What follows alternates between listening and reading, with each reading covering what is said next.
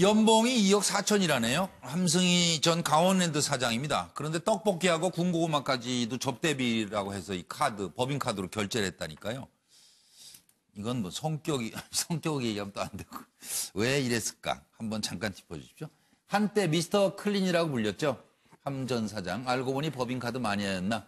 범죄와의 전쟁 스타 검사였습니다. 미스터 클린으로 잘 나갔던 분입니다.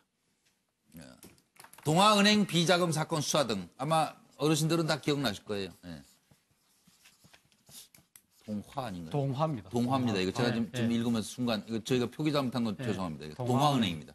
그리고 90년대 특수통 검사로 이름을 날리다가 정치에 입문했고 강원랜드 사장 취임하고 부패와의 전쟁을 선포해서 야 강원랜드가 깨끗해지려나 했는데 금품수수에 연루된 직원 6명을 고발하고 징계하고 하여튼 이때는 뭐 그러다가 연봉 2억 4천에 법인카드 7천만 원 사용한 게 지금 드러났고 이것도 지금까지 드러난 것만 그렇습니다. 문제 여성 거주지 인근에서 314번이나 법인카드를 썼고 해외 출장 17번 가운데 한두 번 빼고는 이 여성이 동행했고 공개되지 않은 법인카드 2장이 지금 더 있다는 거예요.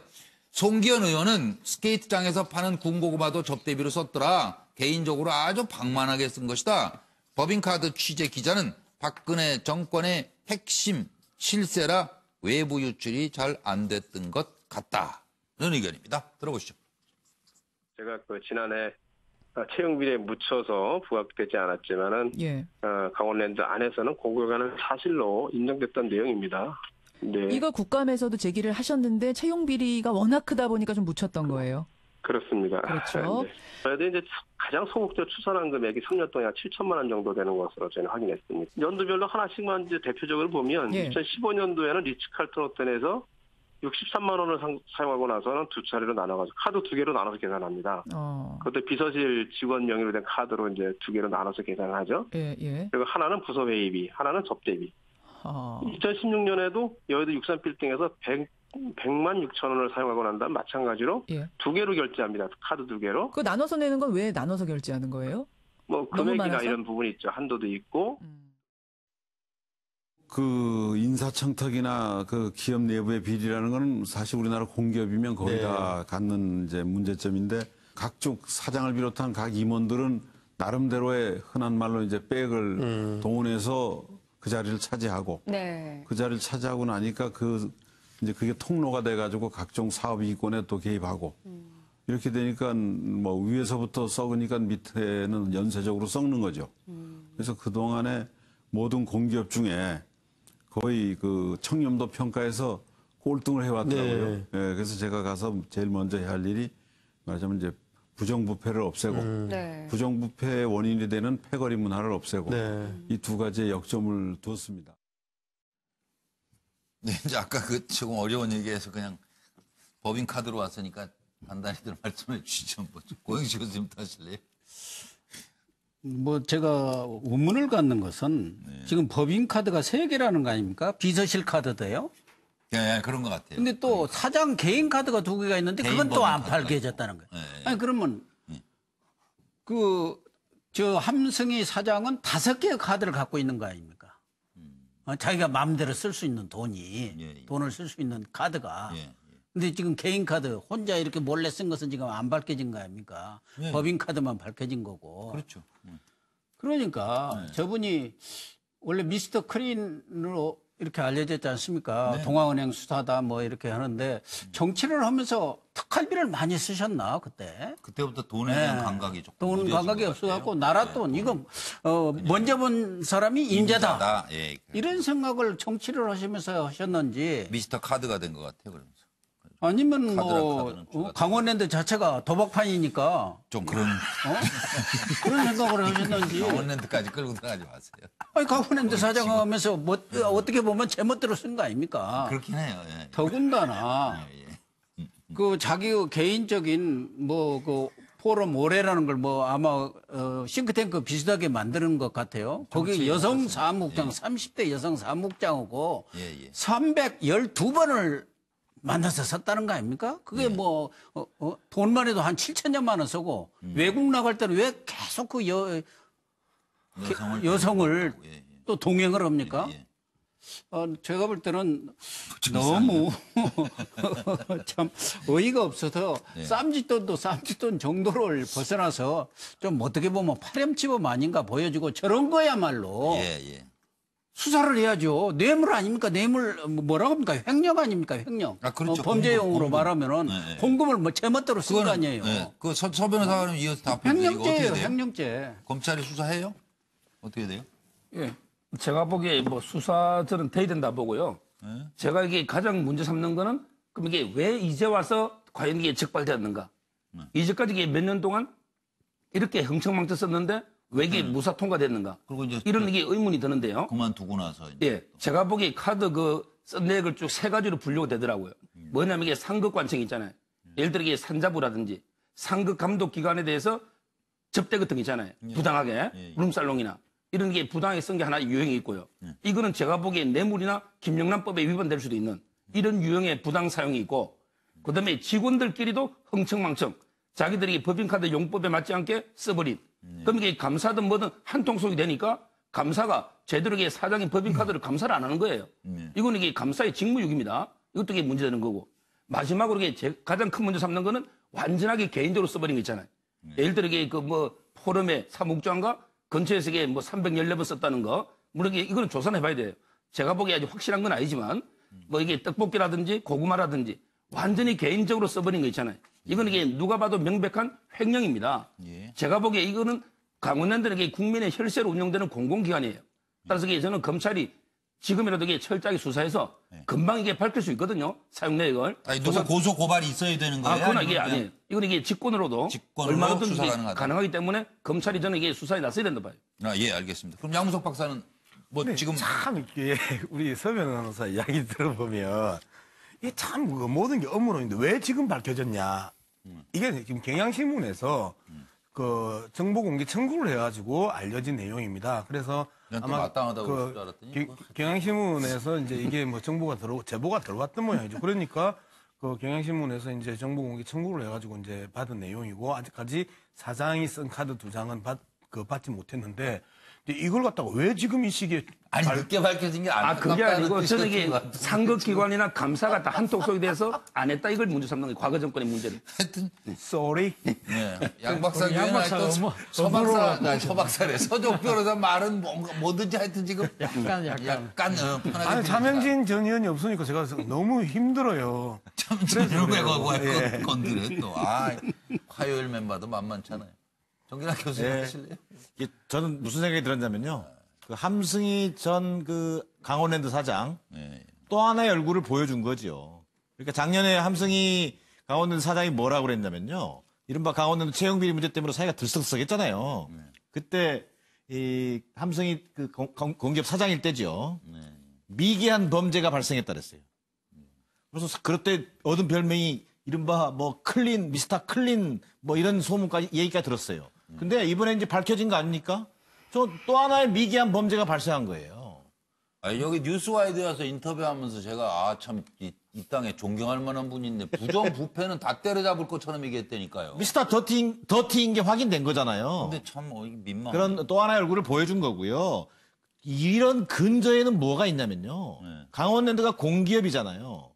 공기업을 하나의 전리품으로 생각하는 이른바 공적 의식이 완전히 제로 상태라고 봐야 되는 겁니다. 저는 이번 일을 계기로 무슨 뭐 30대 여인 집 근처에서 법인카드를 썼냐 이런 얘기도 물론 하나의 가십거리로 나옵니다만 무분별한 이 법인카드 사용 이건 공직을 그만둔 이후에라도 반드시 처벌한다는 관행을 만들어야 된다. 무섭게 처벌해야 돼. 그렇습니다. 그래서 이번 국정감사에 공공기관 법인카드 내역 기관장들의 법인카드 내역 이게 메인 이슈가 돼야 될 겁니다. 아마. 정말 무섭게 이건 다스려야 돼요. 그렇습니다. 차 교수님. 그리고 돈 뱉어내야 돼요. 그렇죠. 당연히 뭐 그 지금 다 좋은데 잘 사시는 것 같은데요. 아까 우리 서정욱 변호사 다 뱉어내게 해야 돼요. 이거. 그렇죠. 서정욱 변호사 말씀이 뭐 그 검찰이 직권으로 수사할 수 있다고 그러니까 저는 뭐 당연히 수사해야 된다고 보는 것이고요. 그리고 아마 함승희 전 사장 같은 경우는 아마 그런 생각을 했을 것 같습니다. 그 동안에 이 강원랜드를 둘러싼 여러 가지 비리 사건들이 많았지 않습니까?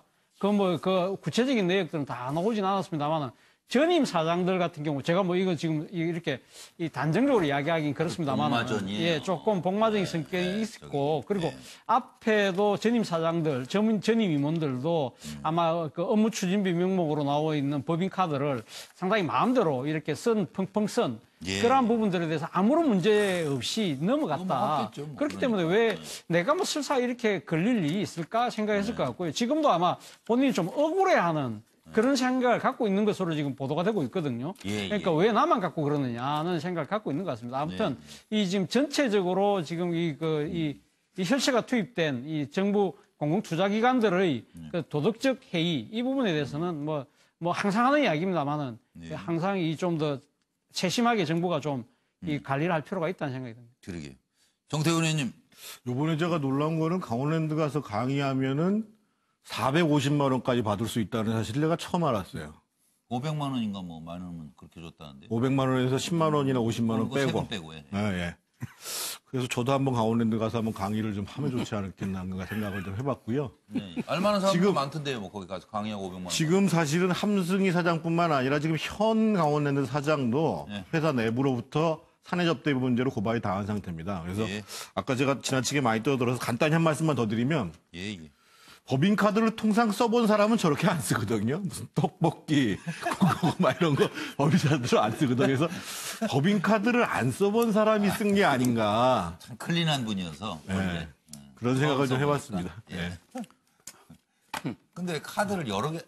제가 한마디 줄 알았어요. 카드를 왜 여러 개 들고 다니면서 이렇게 머리 복잡하게 이렇게 써요? 본인이 들고 다닌 건 아니잖아요. 네? 본인이 들고 다닌 게 아니라 설해마을에 자기가 먹으면 항상 비서가 이 카드로 했다, 이 카드로 밖에서 했다. 대기를 했다는 거 아니에요? 관리하려고. 예, 그리고 심지어 주말에도 그 사장이 식당이나 가게를 움직일 때마다 비서가 따라와서 했다는 거잖아요. 아이고, 참, 그 부분이. 얼마 전에 KBS 이사들의 법인카드 문제가 크게 논란이 됐습니다. 네, 시끄러웠어요. 그건 뭐, 별일 다 그게 나왔어요, 그때. 감사원에서 감사까지 나가가지고 다 뒤지니까 KBS 이사가 3년간 합니다. 그리고 그게. 괜찮은 자리죠, 뭐. 네.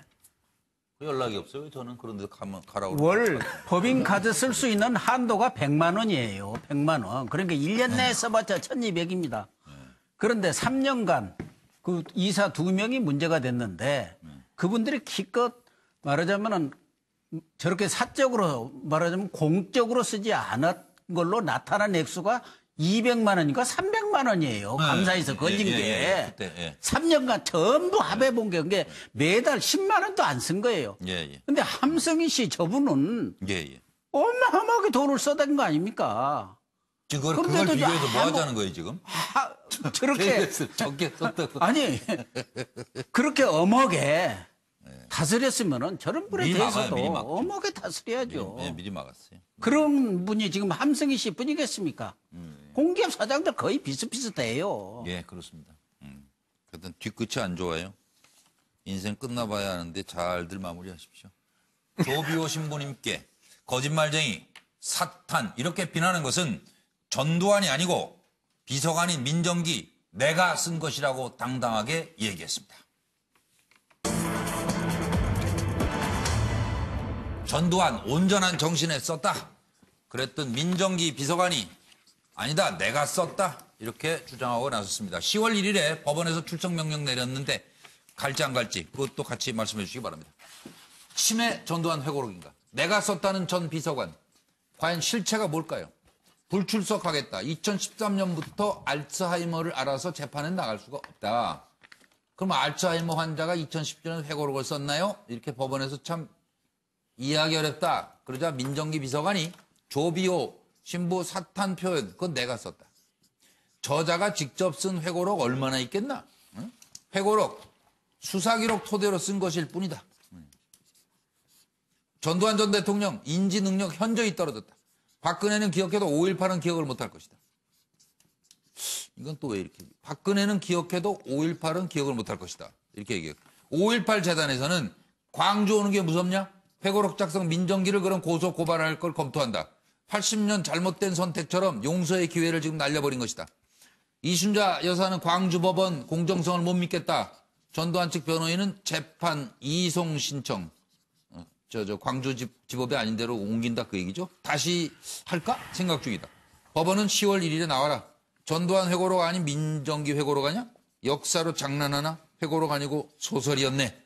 등등의 얘기가 들리지 않으십니까? 들어보시죠.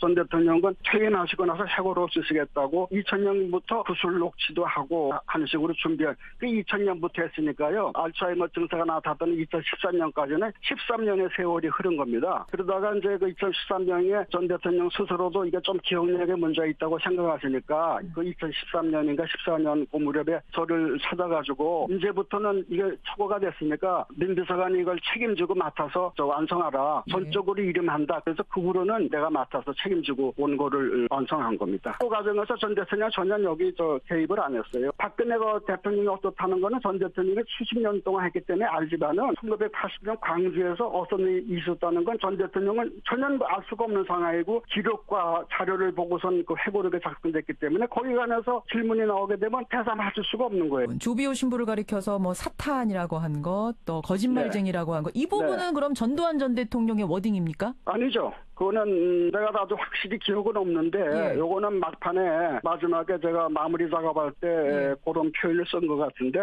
그는 이유가 있습니다. 아니 조비오 신부가 하는 주장이 허위라는 거는 전 대통령도 알고 계시죠. 허위라는 거는 알고 계셨지만은 요 표현 자체는 내가 쓴 겁니다. 참 슬프고도 질긴 역사네요. 어떻게들 생각하세요? 저는 뭐 오늘 뭐 민정기 전 비서관의 그 방송 내용 들으면서 딱 떠오른 사람이 한 명 있었습니다. 장세동 전 경호실장 또 전 안기부장이죠. 이분이 그런 이야기를 했잖아요. 그 50 청문회 할 때 사나이는 자신을 알아둔 사람을 위해 죽는 법이라고 하면서 모든 걸 다 덮어쓰고 가겠다고 했고 실제 87년도 자신이 안기부장 재직 시에 일어났던 용파리 사건, 통일민주당 창당 방해 사건 그 부분에 대해서도 이 대통령의 책임을 까지 수사가 번지는 걸 막기 위해서 자기가 다 했다 해서 결국 덮어쓰고 갔거든요. 그리고 그때 살고 나서 그런 유명한 이야기 있지 않습니까? 그 전두환 전 대통령 만나서 각하 휴가 잘 다녀왔습니다. 충성 이러신 거 명시했다는 거 신고했다는 거 아닙니까? 그리고 또 그 장세동 전 경호실장이 한 이야기 중에 이런 이야기도 있어요. 차라리 내가 역사의 수레바퀴에 깔려 죽는 한이 있더라도 각하가 죽는 것은 구속되는 것은 맞겠다. 뭐 이런 정도인데 아마 이 같이 모셨던 사람들끼리 비슷한 정서, 비슷한 그런 생각, 그런 것들이 좀 갖고 있는 것 같아요. 제가 봤을 때는 민정기 전 비서관이 일종의 자신이 모셨던 뭐 주군을 위해서 모든 걸 자기가 좀 감당하겠다는 그런 생각이 상당히 많이 강하게 작용하고 있는 것이 아닐까 하는 생각이 듭니다. 인정하기가 싫은 거겠죠. 그렇죠. 서 변호사와 비슷하게 같이 쓰셨어요? 저는 이게 그 결론 전략은 똑같이 보고요. 바로 이게 주군의 책임을 대신 지겠다는 제2의 장세동 전략. 이건 이게 똑같은데요. 저는 이게 두 가지만 꼭 말하고 싶은 게 첫째는 이게 국민에 대한 의리는 대의라고요. 그다음에 그 주군에 대한 의리를 소위 작은 의리랍니다. 제가 보기에 저분은 소위에 집착해서 국민을 이게 배신하고 있는 거예요. 그걸 이게 지적하고요. 그다음에 제가 누누이 말하지만 전두환 대통령의 그 해고록이거든요. 잉크로 쓴 이게 거짓입니다. 그런데 이 광주의 진실은 피로 쓴 진실이에요. 그래서 이게 노신의 말 있잖아요. 잉크로 쓴 거짓은 피로 쓴 진실을 이길 수 없다. 저는 이게 지금이라도 뭔가 이게 역사의식을 느낀다면 법정에 당당히 가서 제가 보기에 그 치매병 핑계고요. 저는 이게 당당히 가서 진실을 밝히는 게 맞다 봐요. 그래야 가족도 편할 것 같은데. 정기랑 교수님. 아니 뭐 알츠하이머병이 이른바 이제 치매를 얘기하지 않습니까? 그렇죠. 알츠하이머병이 기적을 일으킨 겁니까? 뭐 알츠하이머병으로 투병 생활을 이를테면 2013년도부터 했다는데 5년간 투병했다는 거 아니에요. 근데 뭐 작년에 회고록까지 썼다지. 또 재작년에는 또 골프 대회에도 참석했다지. 무슨 뭐 동문들 무슨 그 행사에도 참석했다는 거란 말이에요. 근데 또 이제 문제가 되니까 회고록은 그분이 쓴 게 아니고 내가 쓴 겁니다라고 소위 이른바 민정기 전 비서관이 얘기를 하는 건데 그러면은 그 회고록에 나와 있는 이른바 허위 사실들 민정기 비서관이 그러면 뭐 아까 장세동 전략 얘기하는데 재판정에 세워야죠. 전두환은 전두환대로 민정기 비서관은 민정기 비서관대로 재판정에 세워야 되는 거 아닌가요? 이건 명백하게 전두환 책임 물타기를 하고자 하는 것이고요. 지금 남아있는 것은 아마 1차 지금 법정에 출두 안 했는데 또 뭐 10월 1일 날 지금 법원에 출두하라 했잖아요. 안 할 거예요. 저는 강제 구인해야 한다고 봅니다. 강제 구인해서라도 더 늦기 전에 광주 시민 영령 앞에 무릎을 꿇는 모습을 보이는 것이 지금 할 일이지 저렇게 입으로 모든 것을 모면하려고 하는 저런 측근들 뭐 이해할 수 없습니다. 고영식 교수님. 받아주시죠.